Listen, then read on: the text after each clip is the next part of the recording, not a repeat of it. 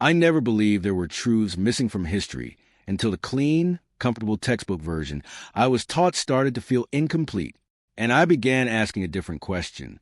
Not what if Tartaria existed. That rabbit hole has been thoroughly explored, debated, dismissed, and resurrected 1,000 times over. No, the question that kept me awake was simpler and far more unsettling. What if it never fell at all? Perhaps a civilization spanning continents.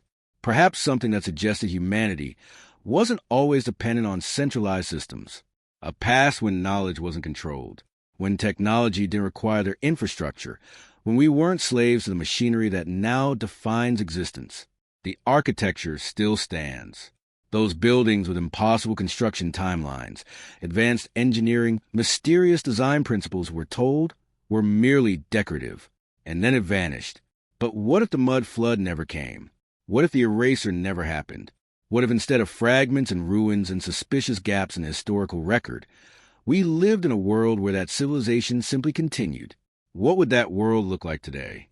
The deeper I went into this thought experiment, the more the edges of our current reality began to blur, and the more I realized we might be living in a deliberately degraded version of what was possible. Not just different, worse. Intentionally worse, a 100 times worse than the world we could have inherited if that knowledge had never been suppressed, if those systems had never been dismantled, if someone hadn't decided that abundance was too dangerous to allow. Because once you start reconstructing what a surviving Tartaria might resemble, once you begin replacing the systems we take for granted with the systems suggested by pre-1900 architecture, something remarkable happens. You stop seeing an alternate history.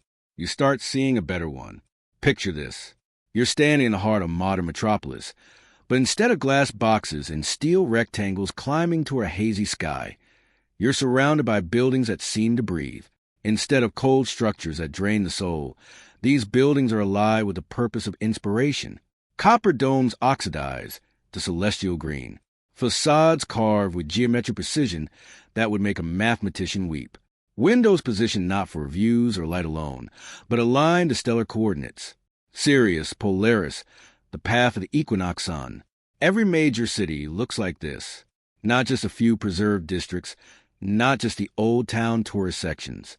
Every city, Moscow, San Francisco, Melbourne, Shanghai, Johannesburg, all built according to the same fundamental principles, the same proportions, the same cosmic alignments, the same underlying mathematics.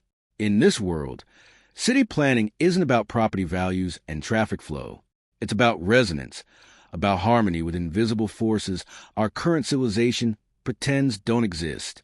Streets radiate from central hubs in perfect geometries. 7-pointed stars, octagonal patterns. Fibonacci spirals at mirror galactic arms. Public squares positioned at ley line intersections. Buildings designed to amplify specific frequencies, to channel atmospheric energy, to create standing waves of sound and light. The architecture isn't decoration. It's infrastructure. Ask yourself, in our world, why did we abandon this approach so completely? Why did every culture simultaneously decide that aesthetic beauty, mathematical precision, and cosmic alignment were irrelevant to building design?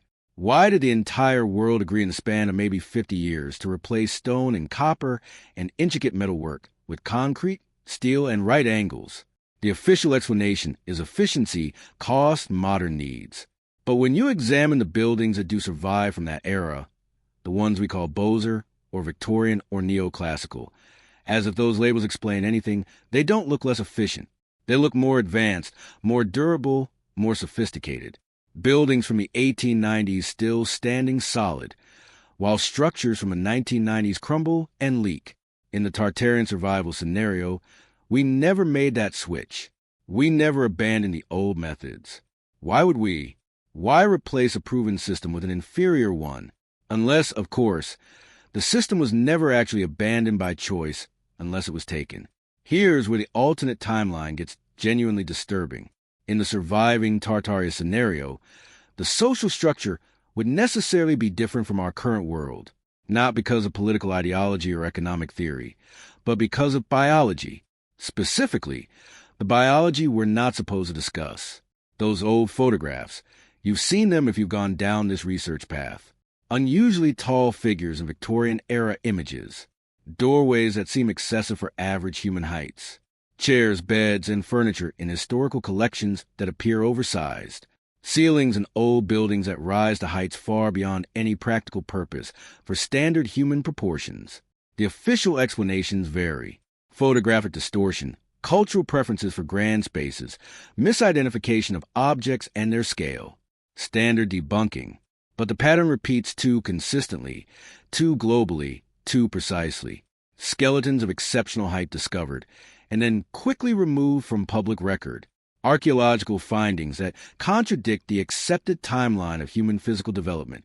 News clippings from the 1800s casually mention the discovery of remains belonging to a race of giants in burial mounds across North America, Europe, Asia. Then silence. No follow-up, no further investigation, just nothing. In the Tartarian survival world, there would be no need to hide this. The taller subspecies, whether you call them giants or elites or the remnant of an earlier human variant, they would still exist, not hidden, not suppressed, but integrated into the social hierarchy. Perhaps as leaders, perhaps as technological specialists who maintain the energy infrastructure our smaller frames cannot easily access. Perhaps as a separate class entirely, dwelling in those massive architectural spaces that seem absurdly oversized for average humans, but perfectly proportioned for 8-foot-tall beings. The social implications are profound. Education would differ between classes, not because of oppression, but because of biological capability. Spiritual practices might differ. Access to certain knowledge might be restricted based on physical ability to interface with the technology. The massive pipe organs in old cathedrals, instruments that seem impossibly complex for human operation. Perhaps they were never meant for us. Perhaps they were control interfaces for beings with longer reach, greater lung capacity, enhanced perception of harmonic frequencies. This isn't speculation divorced from evidence. The evidence exists. We just refuse to connect it. Those intricate control panels in old factories positioned 8 feet off the ground. Those peculiar chairs in historical collections that would be comically large for average humans.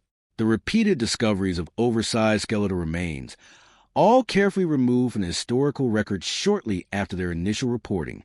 In our timeline, this was erased, suppressed, removed from collective memory. In the Tartarian survival timeline, it's just normal. The social structure accommodates multiple human variants, each fulfilling roles suited to their capabilities. Not equality, perhaps, but also not the kind of predatory hierarchy we've constructed in our timeline. More like the natural order suggested by the architecture itself. Different scales for different purposes. All parts of a harmonious system. The education system would reflect this.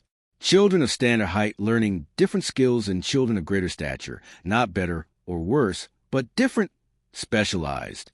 The architectural training for those who will maintain the energy domes and spires. The mathematical instruction for those who will calculate stellar alignments and harmonic frequencies. The spiritual practices for those who can perceive the subtle energies most humans cannot sense. And here's the strangest part. In removing this class structure, in erasing the evidence of biological variance, our timeline might have also erased the knowledge itself. If the giants were the keepers of certain technologies, the maintainers of specific systems, then their disappearance would necessarily mean the disappearance of that knowledge, which is exactly what we observe in the historical record. The technology stops. The knowledge vanishes. The massive infrastructure falls into disuse, all in the same narrow time window when references to unusually tall humans disappear from public record. Correlation, perhaps, but the pattern is unnerving. Money is energy.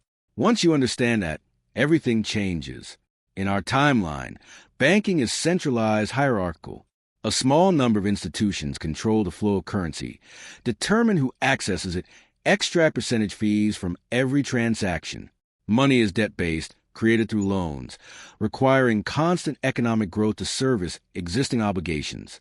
The system concentrates wealth upward, extracts value from productive, rewards speculation over creation. We're told this is a natural order, the only sustainable model, the inevitable result of free markets and human nature. But the architecture from the pre-1900 era Sadash suggests something different. Those massive bank buildings, they don't look like our modern financial centers. They look like temples, vaulted ceilings reaching toward the heavens, intricate metal works suggesting energy flow rather than wealth storage, underground vaults that connect to the same subterranean systems as the energy infrastructure, not separate systems, but integrated ones. In the Tartarian survival world, banking isn't about controlling money. It's about facilitating flow, like the energy infrastructure, like the transportation networks, like the architectural systems. It's all based on circulation rather than extraction, on abundance rather than artificial scarcity. Imagine a financial system where currency represents actual productive capacity rather than debt obligation, where local communities issue their own currencies backed by their own resources and labor, where central banks function as clearinghouses for exchange rather than controllers of money supply, where interest isn't extraction but compensation for risk, and where speculation is impossible because value is tied to tangible reality rather than abstract financial instruments. This isn't utopian fantasy. This is what the evidence suggests existed. Those elaborate old bank buildings in every major city, all built according to similar principles, all featuring the same architectural elements, copper domes, precise geometric layouts, underground connections. They weren't designed for our modern banking model.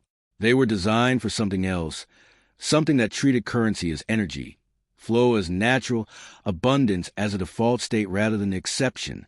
The transition to our current system happened in the same narrow window as everything else. The creation of central banks in the early 1900s, the shift from precious metal-backed currency to fiat money, the consolidation of financial power in fewer and fewer institutions, all of it happening simultaneously globally with remarkable coordination. And with it came the shift from abundance to scarcity, from distributed systems to centralized control, from wealth as a natural result of productive work to wealth as the extraction of value through financial manipulation. In the surviving Tartaria scenario, this transition never occurred. The financial system still operates on principles of flow rather than extraction. Communities maintain their own currencies. Resources circulate freely. There's no central authority controlling money supply, no debt-based currency creation, no compound interest extracting value from future generations. The social implications are staggering. No debt slavery, no boom-bust cycles, no artificial scarcity of basic resources, no financial aristocracy accumulating ever larger percentages of total wealth while productive workers struggle. The evidence for this alternate system exists in those buildings, in the way they're designed, in what they connect to, in how they function before the transition. The question isn't whether a different system is possible. The question is, why did we abandon the one that existed? Modern technology is violent, extractive, exploitative. We mine the earth for rare materials. We blast mountains for coal. We drill through ocean floor for oil. We clear-cut forests for resources. We treat the planet as an inert stockpile to be consumed, converted, depleted, and we call this progress. But the old world technology, the technology suggested by those preserved structures, those mysterious energy systems, those architectural principles we dismissed as decorative, it operated on completely different assumptions. Not domination of nature, but harmony with it. Not extraction, but resonance. Not consumption, but circulation. In the Tartarian survival scenario, technology continues developing along these lines. Not computers made from conflict minerals extracted by child labor. Not smartphones designed for obsolescence and toxic waste disposal. Not renewable energy that still requires massive resource extraction for solar panels and wind turbines. Instead, technology that works with natural energy flows rather than against them. Devices powered by ambient atmospheric electricity. Materials that last indefinitely because they're made from aligned substances rather than synthetic composites. Systems that enhance natural processes rather than replacing them. The acoustic technology alone would be revolutionary. Those massive pipe, organs in old buildings weren't just musical instruments. The precise metalwork of Victorian machinery wasn't just decoration. The geometric patterns covering old-world architecture weren't just aesthetic choices. They were functional design to focus, amplify, and direct sound waves for practical purposes. Sound as construction tool, sound as medical treatment, sound as communication system, Sound as energy amplifier.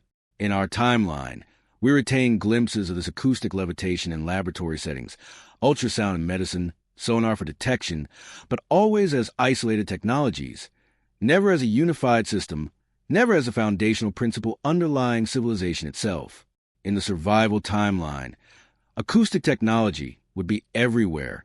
Buildings designed as resonance chambers, transportation systems using standing wave harmonics, medical facilities that diagnose and treat through frequency rather than invasive procedures, communication networks transmitting information through atmospheric resonance rather than electromagnetic radiation. The health implications alone are staggering. In our world, we're bathed in artificial electromagnetic frequencies from cell towers, Wi-Fi routers, power lines, wireless devices, frequencies that interfere with natural biological rhythms, that disrupt cellular communication, that contribute to chronic illness epidemics our medicine can barely address. In the Tartarian survival world, technology enhances biological function rather than disrupting it. The frequencies generated by the architectural infrastructure resonate with human bio-YDHMS. The energy system supports cellular health. The built environment facilitates healing rather than causing illness. Population health would be radically different. No cancer epidemics, no chronic degenerative diseases, no autoimmune conditions at current rates, not because of superior medicine, but because the environmental factors causing those conditions never existed. The technology itself, the very infrastructure of civilization, supports health rather than undermining it. And the atmospheric technology, this is where the evidence becomes impossible to ignore. Those spires on old buildings reaching toward the sky, like fingers grasping at something invisible. Those elaborate metalwork patterns covering domes and roofs. Those strange devices photograph the top structures in historical images. Devices that look like antennae, like collectors, like interfaces with something in the air itself. In our timeline, we're told these are lightning rods, decorative elements, architectural flourishes. But lightning rods are simple, a metal rod grounded to earth. These structures are complex, precise, geometric. They suggest collection rather than dissipation, amplification rather than protection. What if they're doing exactly what they appear to be doing? Collecting atmospheric energy, interfacing with the ionosphere, drawing power from the electrical potential that exists in the air itself, the earth itself, the space between. In the survival scenario, this technology is common knowledge. Every building is a power collector. The atmosphere is a grid. Energy is as free and abundant as air itself. No power plants, no electrical infrastructure, no utility companies, no energy bills. The social transformation this would enable is beyond calculation. When energy is free, when power is abundant, when the fundamental resource underlying modern civilization is no longer artificially scarce, the entire economic order changes. The control mechanisms dissolve. The hierarchies based on resource access collapse, which explains perhaps why the system couldn't be allowed to continue. In our timeline, transportation means engines, internal combustion, jet fuel, diesel, gasoline. We move by burning things, by converting stored chemical energy into mechanical motion. It's dirty, loud, inefficient, but it's what we have. What we're told is the only option that ever existed. But the evidence from pre-1900 infrastructure tells a different story. Those elaborate railway systems that appeared seemingly overnight across continents. Transcontinental railways built in impossibly short time frames with supposedly primitive tools. Stations that look like palaces with vaulted ceilings and geometric precision that rivals any cathedral. These weren't just transportation hubs. They were part of that same energy network. The rails themselves cast iron perfectly parallel, stretching across deserts and mountains with mathematical precision. They weren't just tracks. They were conductors. The ornate stations with their copper domes and metallic fixtures weren't passenger comfort. They were power nodes. The whole system functioned as a continent-spanning circuit, using atmospheric and telluric energy to propel vehicles without any onboard fuel source. In the Tartarian survival world, this system never stopped functioning. Imagine you board a train in Moscow. No diesel engine, no coal tender, just elegant passenger cars connecting to magnetized rails that draw power from the earth itself and the atmosphere above. The stations you pass through aren't just stops. They're amplifiers, resonance chambers that boost the energy flowing through network. You cross continents in silence, in comfort, without burning a single drop of fuel. The technology existed. The infrastructure was built. And then suddenly it wasn't. The transition to combustion engines doesn't make sense when you examine it closely. Steam locomotives, loud, inefficient, requiring constant fuel and water, replace a system that needed neither. Why? The official answer is always the same. Technological progress. But progress toward what? Toward a system that required expensive fuel, constant maintenance, and produced toxic smoke. That's not progress. That's dependence. And once you see the pattern, once you understand that the shift from wireless atmospheric energy to fossil fuel combustion happens simultaneously across the entire developed world, all within the same narrow time window, all with remarkably similar infrastructure changes, all accompanied by the dismantling of those ornate stations and the removal of certain architectural features from existing buildings, the official narrative begins to collapse. In the survival scenario, trains still run on the old system. So do trams, those elaborate networks of overhead, wires, and historic city photos. They weren't just for electric streetcars drawing power from coal plants. They were collectors, receivers, part of a wireless energy distribution network that used the wires as resonators, not power lines. No fossil fuels required, no combustion, no dependence on finite resources controlled by centralized powers. Which raises a simple but critical question. Who benefits from a world running on scarce purchasable fuel instead of abundant free energy? In our world, education is information transfer, memorization, standardization, sit in rows, absorb facts, regurgitate on tests. Creativity as afterthought, individual potential as statistical variance to be normalized. But in the Tartarian survival scenario, education will be fundamentally different. Because if the technology runs on frequency, on resonance, on harmonic alignment with natural forces, then education isn't about memorizing information. It's about tuning consciousness. Those magnificent old-school buildings, the ones that look like cathedrals with vate ceilings and precise acoustic properties, and architectural proportions that mirror sacred geometry, they weren't designed that way for aesthetics. They were learning environments optimized for specific cognitive states, spaces that facilitate the perception of subtle energies that amplify certain brainwave frequencies that create conditions for enhanced learning through resonance rather than repetition. In the surviving timeline, these buildings are still in use, still functioning as intended. Children learn mathematics not through rote memorization, but through direct perception of harmonic relationships. They learn physics not through abstract formulas, but through hands-on interaction with the energy infrastructure. They learn history not through sanitized textbooks, but through preserved records of continuous civilization. No dark ages, no lost centuries, no convenient gaps in the historical record.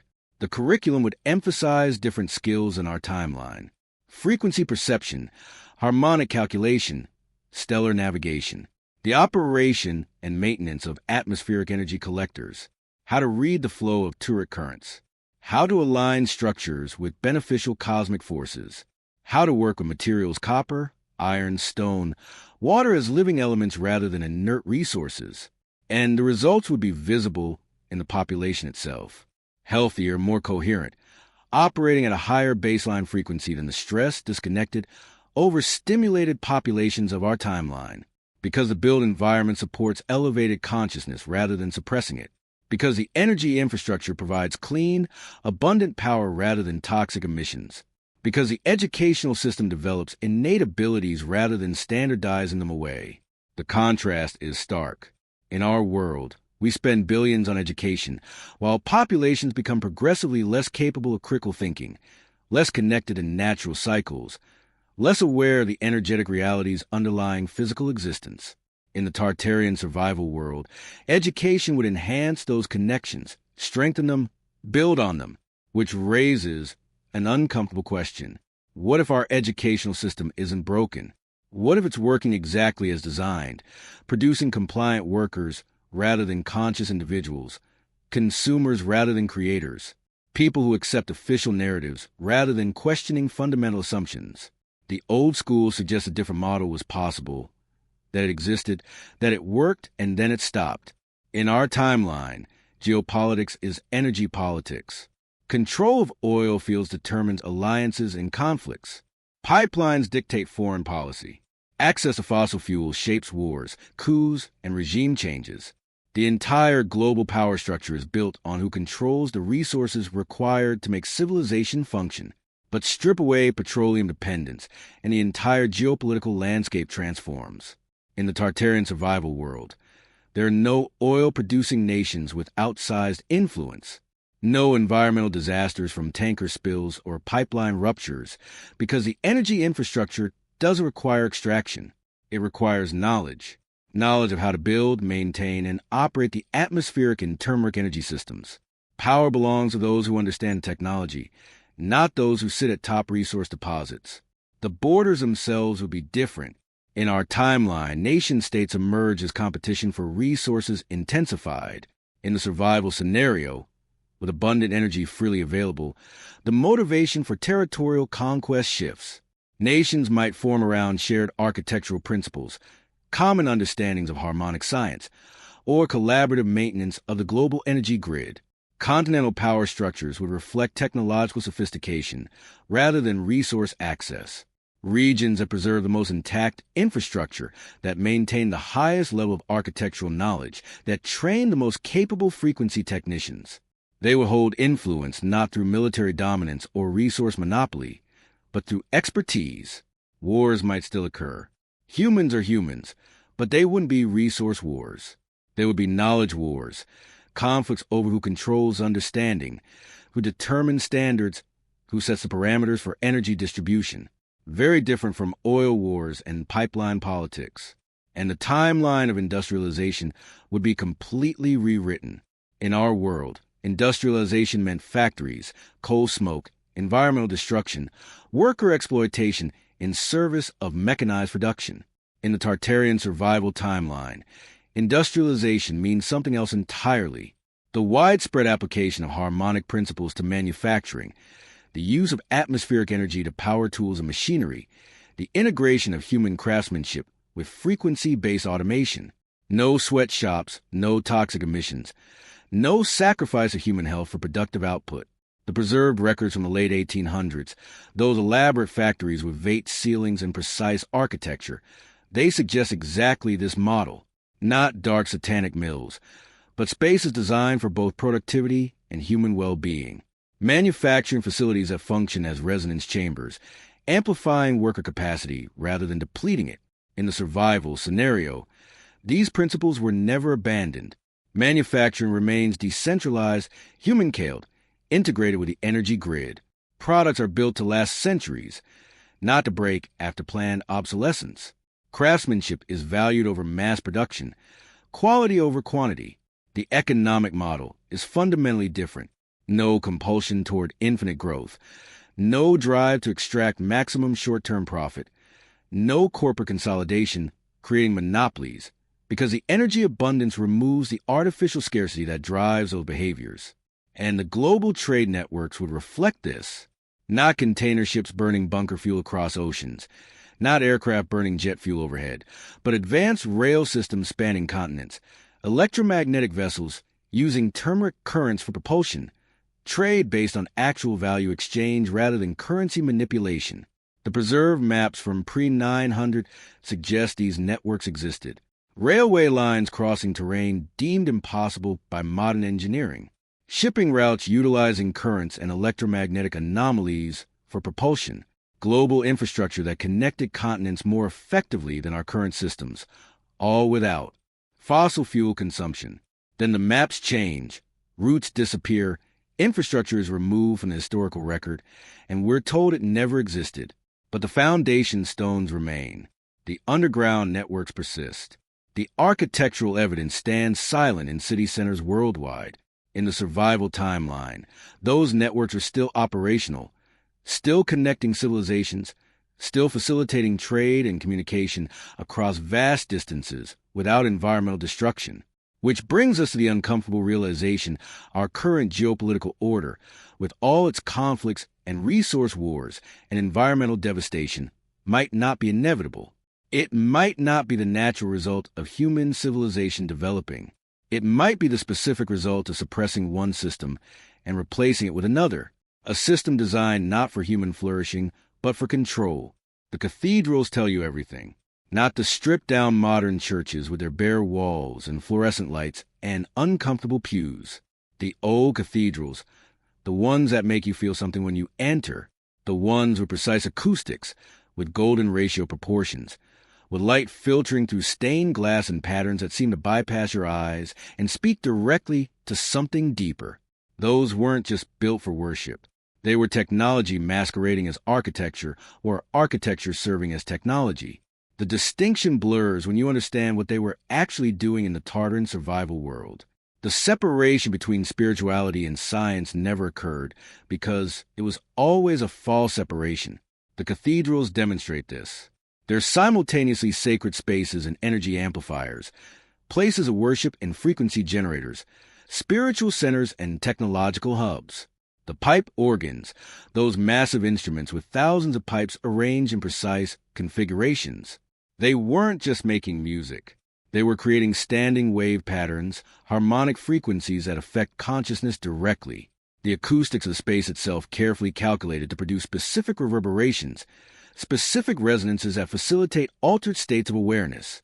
Modern neuroscience is only beginning to understand what the old builders knew. Certain frequencies affect brain states. Specific harmonic patterns can induce meditation, ecstasy, heightened perception.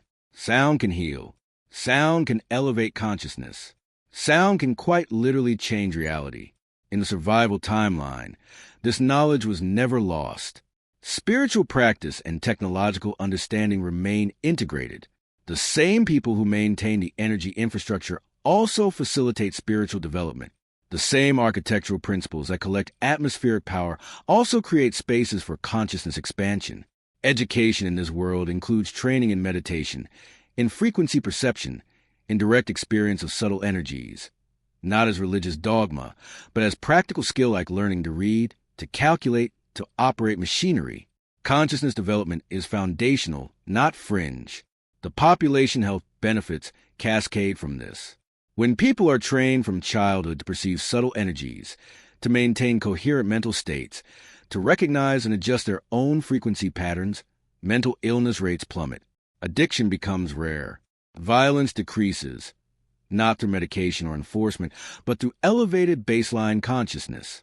Those massive public buildings in every major city, the ones we now use as museums, government offices, tourist attractions, in the survival scenario, they're still functioning as consciousness centers, public spaces designed for collective meditation, for community coherence, for the amplification of positive intentions through architectural resonance. The cynical modern mind recoils at this.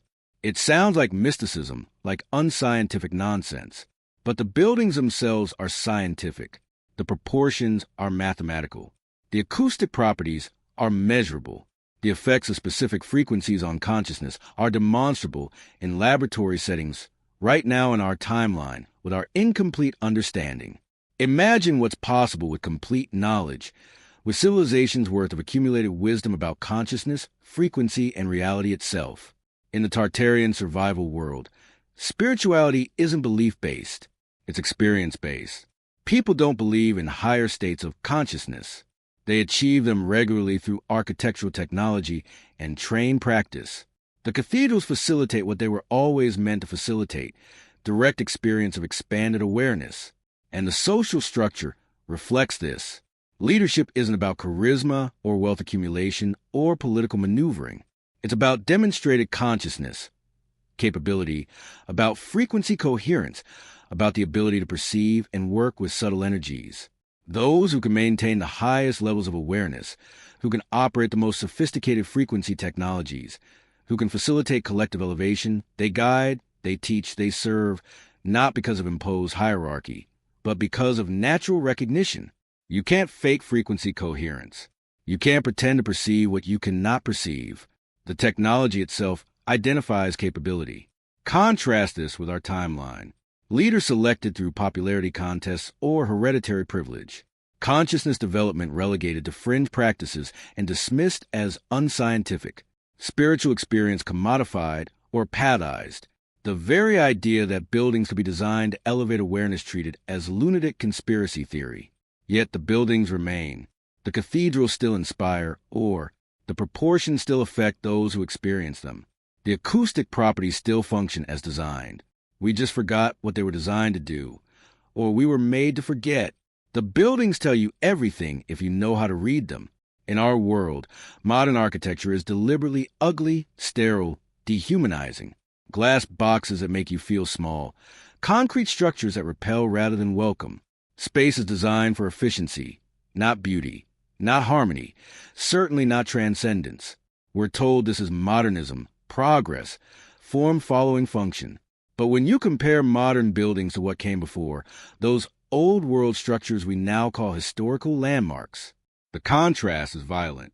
The older buildings inspire, or they incorporate golden ratios, sacred geometry, acoustic optimization. They make you feel something when you enter them. They elevate consciousness rather than suppressing it. In a world where Tartaria survived, where the architectural knowledge was never lost, modern buildings still follow those principles. Because why wouldn't they? Why would you deliberately choose to create ugly, disharmonious spaces when you know how to create beautiful, resonant ones? Unless, of course, the ugliness serves a purpose.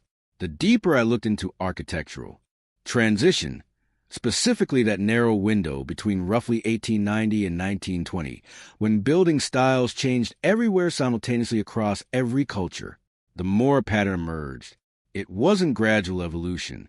It was replacement, demolition of the old, construction of a new, often using the old foundations, the old underground systems, but with completely different superstructures. World's fairs played a crucial role. Massive, elaborate, temporary structures built in impossibly short time frames only to be torn down immediately after.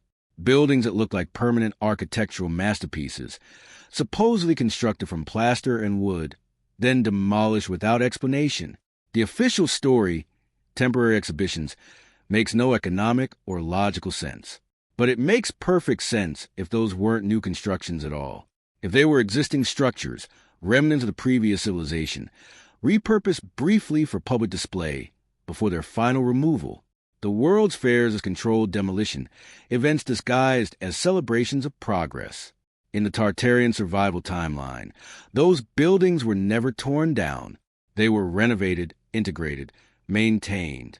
The 1893 Chicago World's Fair structure is still standing, still in use, converted into universities, government centers, public spaces. The same in Paris, San Francisco, Melbourne. Not replicas or reconstructions, but the original architecture of civilization that understood frequency, resonance, and cosmic alignment. Modern skylines in this alternate world would be unrecognizable to us, not because they're primitive, but because they're advanced in directions our timeline rejected. Buildings that spiral according to Fibonacci sequences. Domes that create standing wave harmonics. Facades that function as antenna arrays. Cities designed as coherent systems rather than chaotic accumulations of competing property interests. And the social implications of this are staggering, because architecture shapes consciousness. Space is designed according to sacred geometry aligned to celestial mechanics, built with harmonic proportions. They affect how people think, how they feel, how they interact with reality itself. You can't separate the built environment from human psychology. You can't isolate urban design from social structure. In the Tartar and survival world, people live in environments that actively elevate consciousness rather than suppress it. Educational buildings designed as resonance chambers. Government centers that incorporate acoustic optimization for clarity of communication. Residential spaces that align with natural cycles that facilitate rest and creativity rather than exhaustion and compliance. The contrast with our timeline is devastating. Ask yourself, why did we abandon beauty? Why did we choose ugliness? Why did we replace inspiration with oppression? Harmony with discord, natural materials with synthetic ones? The official answer, cost, efficiency, modernization, doesn't hold when you examine the evidence. Those old buildings were more durable, more efficient, more cost-effective over their lifetime than anything we build today. So why did we stop building them? Unless we didn't stop. Unless they were stopped for us. Here's where the alternate timeline becomes impossible to ignore. In our world, we're told that civilization runs on fossil fuels because we discovered them, harnessed them, built an entire global infrastructure around them. Coal, oil, natural gas, extracted, refined, burned, repeated. The Industrial Revolution gave us steam power, which gave us factories, which gave us modern life, simple progression, linear development. But in a world where Tartaria survived, where the knowledge wasn't lost or suppressed or deliberately erased, we would never have needed fossil fuels in the first place, because the architecture itself generates power, not solar panels bolted onto roofs as an afterthought, not wind turbines disrupting landscapes. The buildings themselves, those copper domes, those metallic spires, those geometric forms aligned to celestial mechanics, they're the energy infrastructure, atmospheric energy collection, telluric current harvesting, resonance amplification through architectural form. Every major structure is a node in a wireless power grid. The spires aren't decorative, they're antennas. The domes aren't aesthetic choices, they're collectors. Those intricate metal ornamentations covering 19th century buildings. Fractal patterns designed to capture and focus electromagnetic frequencies. The underground networks beneath every old city, the sewers and catacombs and forgotten tunnels. They're not drainage systems. They're conductive pathways, distribution channels for energy flowing through the earth itself. And the pattern repeats with unsettling precision. Every major city from that era has them. Paris, London, New York, Melbourne, all built atop massive underground complexes of brick voltage chambers, metal piping, water channels flowing in patterns that make no sense for drainage, but perfect sense for hydraulic energy distribution. These systems connected to natural water sources. They utilized pressure differentials. They created standing waves. They provided free wireless energy to an entire civilization. In the survival timeline, this infrastructure was never dismantled. It was maintained, upgraded, expanded. Modern cities in this alternate world look like steampunk fantasies made real, not because of aesthetic choice, but because that technology works. Streetlights powered by atmospheric resonance. Trains running on magnetic rails charged by turret currents. Buildings that generate more energy than they consume. Feeding excess back into grid through those ornamental spires we dismissed as mere decoration. No coal mines, no oil wells, no fracking, no pipelines, no gas stations, no carbon emissions. The question isn't whether this technology is possible. The evidence suggests it already existed. The question is, why did it stop? And here we arrive at the central mystery. Not what existed. The evidence for that is overwhelming once you start looking, not how it worked. The principles are visible in the architecture, deducible from the infrastructure, consistent with physics. We're only beginning to re-understand. The question is, why did it stop? Why did the entire world simultaneously abandon a system that provided free energy, advanced transportation, architectural beauty, elevated consciousness, decentralized power structures, and sustainable technology? Why did every culture on every continent decide in the span of maybe 3 decades to replace all of this with coal smoke, oil dependence, centralized banking, ugly buildings, and environmental destruction? The official explanations don't hold, not when you examine them. Economic efficiency doesn't explain why more durable, more beautiful, more functional systems were replaced with inferior ones. Technological progress doesn't explain why advancement meant abandoning working systems that achieved what we're still struggling to achieve today. Natural evolution doesn't explain the simultaneity, the coordination, the completeness of eraser. Something happened. Something big enough to reset global civilization fast enough to occur within a single generation, complete enough to remove almost all knowledge of the previous system from collective memory. The mud flood hypothesis suggests a cataclysm, buried cities, sudden destruction. But in our survival scenario, we're asking a different question. What if the destruction wasn't natural? What if it was deliberate, not a flood, a purge? The evidence for systematic destruction is everywhere once you look. Those World's Fairs where elaborate buildings were erected temporarily, then demolished. Those urban renewal projects in the early 1900s where entire city centers were razed and rebuilt. Those mysterious fires that consumed the architectural centers of city after city. San Francisco, Chicago, Boston, and hundreds of smaller cities, all within the same narrow time window, always destroying the old structures, always making way for new. The pattern is too consistent, too complete, too well-coordinated. And the documentary record, the records of who made these decisions, why they were made, what systems were being replaced, and why. That documentation is suspiciously sparse, missing classified, or simply not discussed. We have endless records of building construction, but very few records of systematic demolition. We have photographs of elaborate structures, but minimal documentation of their destruction. We have evidence of advanced systems, but no explanation for their abandonment. Just silence. The silence was deafening, actually. The absence of discussion, the lack of public debate, the unanimous consent across all levels of society, all institutions, all nations to simply stop. Stop asking questions. Stop preserving the old system. Stop teaching the old knowledge. One generation knows, the next generation doesn't. No transition period, no gradual loss, just absence where presence used to be. In the Tartarian survival scenario, this moment of erasure never occurs. The knowledge continues. The systems remain operational. The architecture stands maintained. Continuity instead of catastrophic loss.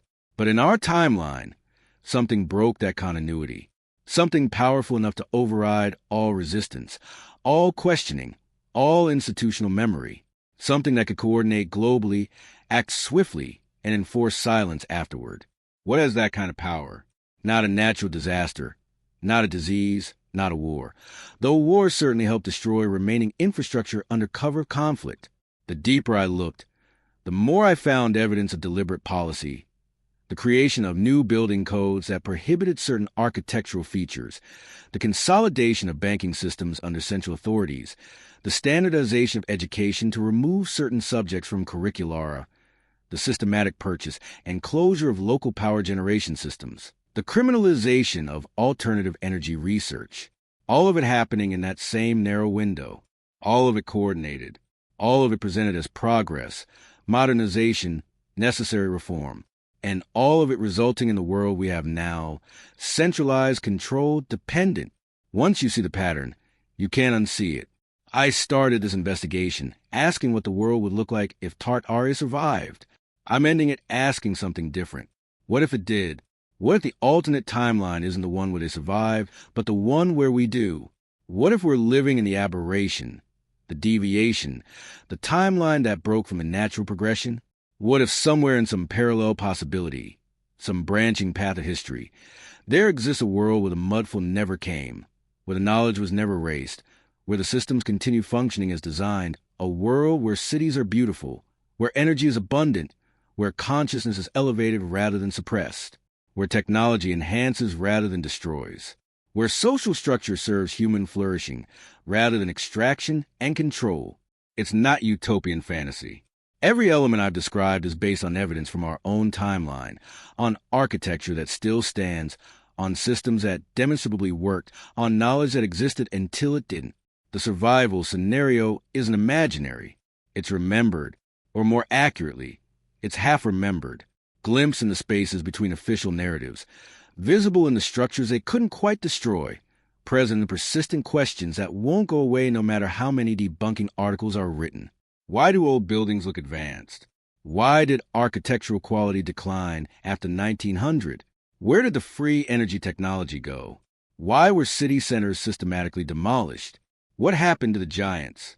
Why don't we teach frequency science? Who benefited from the transition to fossil fuels? What was really destroyed in those mysterious fires? Why does official history feel incomplete? These questions persist because something in us recognizes the wrongness, the loss, the deviation from what should have been. In the Tartarian survival timeline, none of these are questions. They're just history, continuity, the normal progression of a civilization that never broke. But we're in the broken timeline, the one where something went terribly wrong, terribly quickly, terribly completely, where knowledge was lost, where systems were destroyed, where beauty was abandoned, where consciousness was suppressed, where abundance was replaced with artificial scarcity. And we're told this is progress. The truly haunting part isn't that an advanced civilization might have existed and fallen. That's tragedy, but comprehensible. Civilizations rise and fall. Knowledge gets lost. Happens throughout history. No, the haunting part is a possibility that it didn't fall naturally, that was pushed, that the world we inhabit now with its problems, its suffering, its unnecessary scarcity, its environmental destruction, its suppressed human potential, this world is a result of deliberate choices made by those who benefited from the transition. That free energy was suppressed not because it didn't work, but because it worked too well, because you can't control people who have abundant resources. You can't extract wealth from people who don't need what you're selling. You can't maintain hierarchies when the fundamental tools of civilization are freely available to everyone. That perhaps the entire modern world, our wars, our economics, our politics, our environmental crisis, stems from the suppression of one system and the implementation of another, not evolution, replacement. The evidence suggests this. The pattern supports it. The architecture testifies to it. But the deeper truth is unknowable from inside our timeline. We can see the shadows. We can measure the gaps. We can notice the anomalies. But we can't fully reconstruct what was lost from within the system that replaced it. We can only wonder. And in wondering, in questioning, in refusing to accept the official narrative as complete, maybe that's where the real investigation begins. Not in proving what existed, but in recognizing what's missing. Not in reconstructing the past, but in questioning the present. Because if Tartaria survived in some alternate branch of reality, if there exists a world where the old systems continued, where knowledge was preserved, where human potential wasn't artificially limited, then our world's problems aren't inevitable. They're the result of specific choices. Choices that could theoretically be unmade. Knowledge that could theoretically be recovered. Systems that could theoretically be rebuilt. The survival scenario isn't just an interesting thought experiment. It's a mirror showing us what we lost, what we gave up, what was taken from us, and what perhaps we might someday reclaim. I can't give you definitive answers. That's not the nature of this investigation. The evidence is there in the architecture, in the historical record, in the gaps and silences, but it's incomplete, fragmented, deliberately obscured, or accidentally lost. The result is the same. We're working with pieces of a puzzle whose full picture we may never see. But certain questions demand to be asked. If atmospheric energy collection was possible, if the technology existed and functioned, why are we still burning fossil fuels? If the old architectural systems created healthier environments and more beautiful cities, why did we abandon them for concrete and glass? If free energy systems were operational, who decided they should stop? Who benefited from that decision? Who benefits still? If giants or unusually tall humans existed alongside standard height populations, where did they go? Why the silence? Why the removal of evidence? If consciousness elevating architecture was understood and implemented globally, why don't we teach these principles now? Why are they relegated to conspiracy theory and fringe research? If the systems worked, if they provided abundance, beauty, health, and sustainability, why would any civilization voluntarily abandon them? These aren't rhetorical questions. They're investigative ones, and they point toward uncomfortable possibilities about the world we actually inhabit versus the world we could have inherited. The Tartarian survival scenario isn't just alternate history. It's a lens, a way of examining our present through the contrast of what might have been. And in that examination, in that comparison, we begin to see the chains we're wearing, the limitations we accept as natural that are actually imposed. The scarcity we're taught is inevitable, that might be artificial. I don't know if Tartaria existed as a unified empire. I don't know if the mud flood was real or metaphorical or misidentified. I don't know who made the decisions that led us to this timeline instead of another, but I know the buildings are real. The technology was real. The knowledge existed. The systems functioned, and then they stopped. That transition, that moment of cessation, that point of no return where one system ended and another began, that's where the real mystery lives. Not in reconstructing what was, but in understanding what happened and why. We're not allowed to ask. The investigation continues. The questions remain. The architecture stands silent, holding secrets we've forgotten how to read. But we're learning again slowly, carefully, piece by piece, because some knowledge once seen cannot be unseen. Some patterns once recognized cannot be forgotten. Some questions once asked cannot be unasked. The old world might be gone, but its echo remains. In every cathedral that still inspires awe. In every underground tunnel that serves purposes we don't quite understand. In every old building with proportions that suggest knowledge we've lost. The echo remains. And echoes can teach us. Show us. Remind us of what was and what could be again, if we're willing to listen, if we're brave enough to question, if we're persistent enough to look beyond the official narratives and see what's actually there. The world that didn't music end. The civilization that survived in some other timeline, some other possibility. But maybe, just maybe, it survived in this one, too. Hidden, suppressed, waiting for us to remember.